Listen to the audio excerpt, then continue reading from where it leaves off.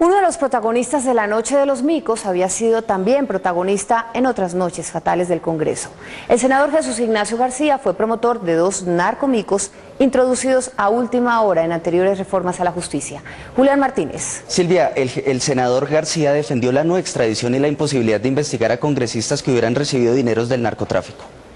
Estos fueron los 12 miembros de la Comisión de Conciliación del Proyecto de Reforma a la Justicia que le introdujeron a su texto los micos de última hora que generaron la indignación ciudadana. Alejandro Carlos Chacón, Eduardo Enríquez Maya, Germán Barón Cotrino, Gustavo Puentes, Jesús Ignacio García, Juan Carlos Restrepo, Juan Manuel Corzo, Luis Fernando Duque, Martín Emilio Morales, Orlando Velandia, Roosevelt Rodríguez, Carlos Eduard Cobos. Revisando la historia se encuentra que uno de estos conciliadores, el parlamentario Jesús Ignacio García, es experto en ponerle artículos de última hora a las reformas a la justicia. En noviembre de 1989 la prensa acuñó el término narcomicos para referirse precisamente a un párrafo de la reforma que presentó el presidente Virgilio Barco, según el cual los colombianos denunciados por narcotráfico no podrían ser extraditados. Dicha iniciativa fue promovida por 22 representantes, entre ellos Jesús Ignacio García, acompañado de su gran amigo Mario Uribe. El gobierno prefirió hundir la reforma a través de su ministro Carlos Lemos. Evítenle esa vergüenza al país. 6 años después, en 1995, cuando el país vivía el escándalo del proceso 8000,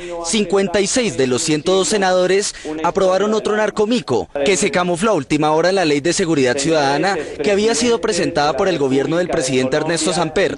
Según el artículo, ningún congresista podría ser investigado por haber recibido dinero de los carteles de la droga hasta tanto no se hubiera condenado a los aportantes, es decir, a los Rodríguez Orejuela. A pesar de la protesta de los medios de comunicación, los congresistas Jesús Ignacio García y Mario Uribe, hoy condenado por parapolítica, la defendieron. El ministro del Interior de entonces, Horacio Serpa, y de Justicia, Néstor Humberto Martínez, hundieron la reforma en encendidos discursos. La Dirección Nacional Liberal expresa su más enérgico rechazo a este artículo narcómico y solicita a la Cámara de Representantes que se pronuncie en contra de su aprobación e impida que tal despropósito se convierta en ley. En el infortunado evento de que esto no fuera posible, urge al señor presidente para que en forma inmediata objete dicho artículo, no solo por inconstitucional, sino por ser altamente inconveniente y lesivo para los intereses de la sociedad colombiana. El parlamentario Jesús Ignacio García vuelve a aparecer como protagonista de la reforma a la justicia de 2012, esta vez como uno de los 6 seleccionados por el presidente del Senado, Juan Manuel Corzo, para la Comisión de Conciliación, donde se le harían los últimos retoques al texto,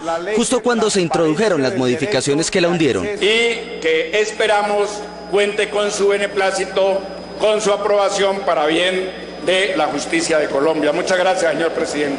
El senador liberal Jesús Ignacio García es el protagonista de las noches de los micos en las reformas a la justicia desde 1989. Y otro protagonista de la Noche de los Micos fue Emilio Otero, secretario general del Senado. Él no solo fue beneficiario con la creación de un fuero especial para él y su colega de la Cámara de Representantes, sino que también recibió un extraordinario aumento de sueldo y de primas técnicas y de antigüedad. Daniela Vargas. Silvia, el nuevo sueldo de Emilio Otero es de 21 millones de pesos mensuales, más primas y bonificaciones, para un total de 360 millones de pesos al año.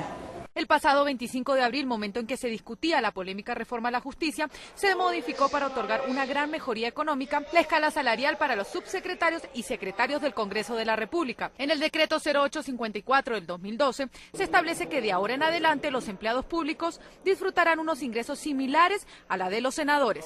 Los grandes beneficiados son los secretarios generales de la Cámara de Representantes, Jesús Alfonso Rodríguez, y del Senado, Emilio Otero, a quienes de manera retroactiva se les subió el sueldo, primas técnicas y de antigüedad. Artículo 2. A partir del 1 de enero de 2012, los secretarios generales del Senado de la República y de la Cámara de Representantes grado 14 devengarán como asignación básica mensual total la suma equivalente a 10.247.298 pesos. Esa decisión fue firmada por el ministro de Hacienda con otras gabelas. Salario mensual del actual secretario general, sueldo básico, 10.247.298, prima de gestión, 1.200.719 pesos, prima técnica, 5.123.649 pesos, prima de antigüedad, 5.123.649, total salario mensual, 21.695.315 pesos. Pero eso no es todo. Hay otros incentivos para los secretarios generales del Congreso que también manejan los contratos de esa corporación.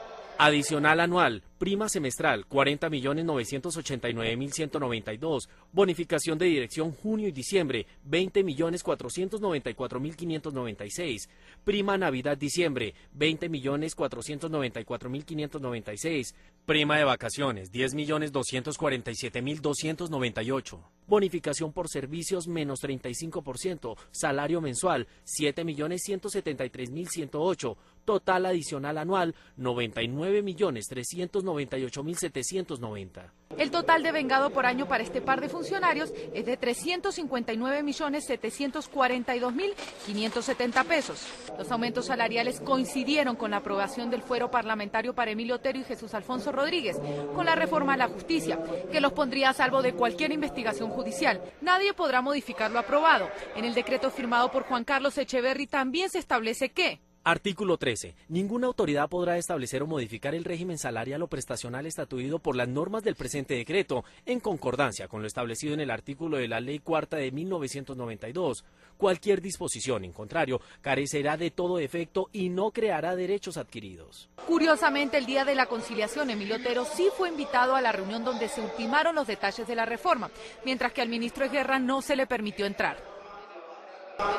Mientras tanto, el procurador Alejandro Ordóñez, que busca ser reelegido por el Senado, se mantuvo al margen de la discusión en los momentos más difíciles de la reforma a la justicia. Diana Salinas. Silvia, el procurador no rechazó el contenido de la reforma y era uno de los más beneficiados con los cambios constitucionales que regirían si la reforma hubiera cobrado vida. Comenzando este año, Alejandro Ordóñez confesó públicamente que buscará su reelección. Así lo ratificó en varias entrevistas. Se lo dije al presidente de la República, a los magistrados de las Cortes, tanto del Consejo de Estado como de la Corte Suprema de Justicia, sí, a los 3 órganos que ternan. Yo quiero aspirar, quiero reelegirme. El Procurador General de la Nación lo eligen los senadores de terna presentada por el presidente, Corte Suprema y el Consejo de Estado. Del movimiento hacia el procurador. Con la cuestionada reforma a la justicia, el procurador Alejandro Ordóñez salía muy beneficiado.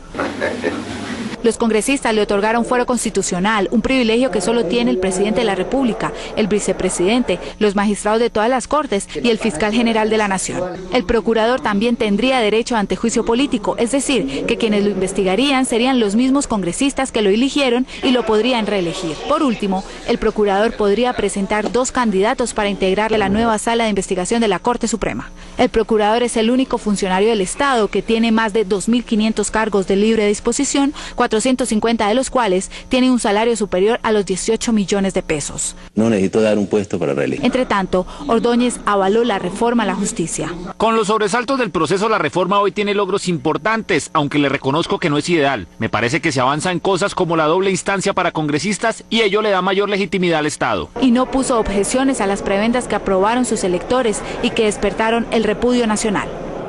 Esta noche se está imprimiendo en la imprenta nacional el memorando de objeciones presidenciales a la reforma a la justicia que formaliza la posición del presidente Juan Manuel Santos al respecto.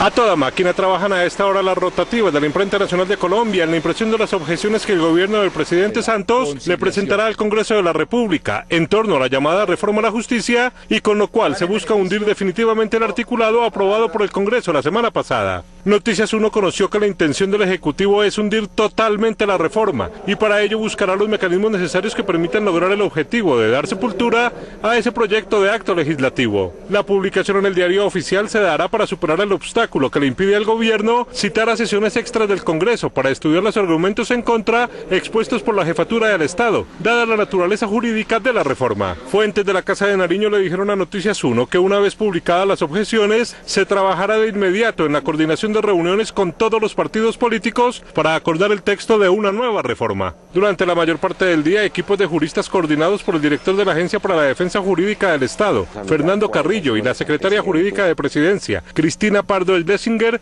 trabajaron en la redacción final de las objeciones encontradas en el texto final de la reforma que quiso introducir el Honorable Congreso de la República.